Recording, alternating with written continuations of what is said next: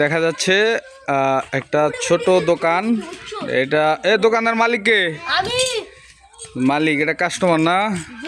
আচ্ছা, এগুলা কি বিক্রি করেন আপনি?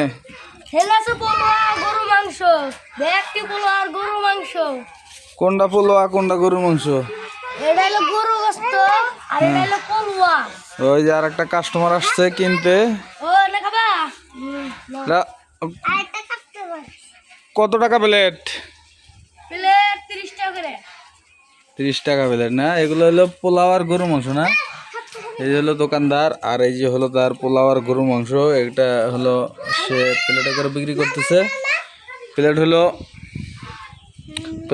পাতার। আর ওই যে হলো এই দোকানের ক্যাশিয়ার মনে হচ্ছে, ওই যে টাকা সে ইটের নিচে রাখছে। আর এই যে হলো কাস্টমার।